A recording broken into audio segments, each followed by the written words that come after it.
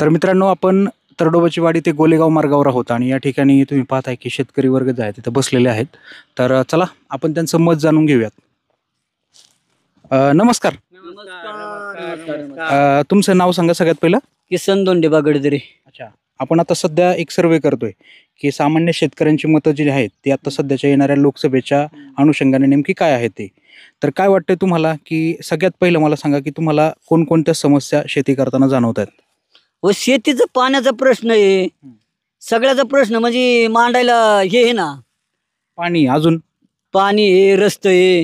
हे बघा आमचा रस्ता इथं कसा झाला, ही शिव आहे, शिव एवढी एवढी ठेवली, इकडून माणूस कोरितोय, इकडून माणूस कोरितोय, जायला आम्हाला जनावराला नदीला जायला रस्ता नाही. हे बी काहीतरी हे केलं पाहिजे ना. आणि आता हे कांदे वगैरे काढले तुम्ही, हे कांदे गाडे, ही मालक, ही कांद्याची मालक. अच्छा, कांद्याचे मालक ते आहेत. कांद्याची मालक. बर. सर, तुमचं नाव काय? आमचं नाव शिवाजी पडवळ, गोलेगाव. अच्छा, गोलेगावचे आहात.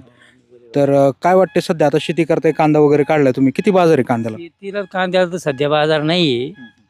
बाजार जरी कमीत कमी 20 पर्यंत असला तर आपल्याला योग्य परवडला असेल. बाकी नाहीतर काय किती दिलं आणि काय झालं काय आहेच नाही, बाजाराचं लक्षच नाही शेतकरी. बरं, काय वाटतं एकंदरीत आता लोकसभेचे इलेक्शन येते 2024चं, आढळराव पाटील उभे आहेत आणि आपले जे शरद पवार साहेब आहेत त्यांच्या बाजूने आपले अमोल कोल्हे साहेब उभे आहेत. तर तुम्हाला काय वाटतं की कोणाला यावेळेस पसंती द्याल? असं वाटतं की वैयक्तिक आता कसं आहे माहिती का, ज्याच्या ते पक्ष तर आम्ही जाणीत पक्ष आम्ही जाणीतच जाणीत नाही. पक्षानं आता आम्ही कोणतं योग्य वाटतं, आम्हाला आढळराव योग्य वाटते.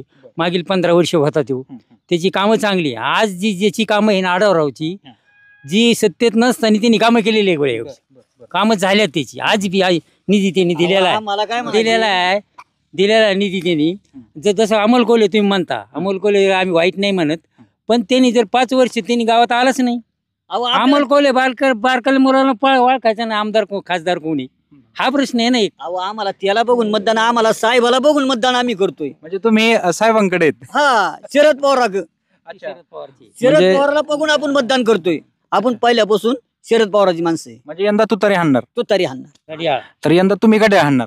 गाड्या हाणणार आम्ही. अच्छा, तर पहिल्यांदाच असं होतं की आपण म्हणत की 2 जण सोबत बसलेले आहेत आणि एकोप्याने बसलेले आहेत, परंतु वेगवेगळ्या पक्षाला आपण हे करता, सपोर्ट करता. पसंती आहे ना. पसंती. तुम्हाला का असं वाटतंय की अमोल कोल्हेंनाच निवडून द्यायला पाहिजे?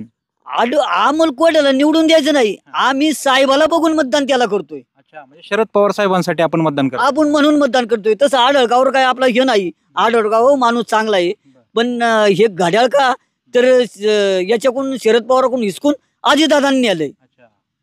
ओके. त्यामुळे आपण शरद पवार साहेबांना हे करताय, सपोर्ट करायची. अच्छा, या वयामध्ये.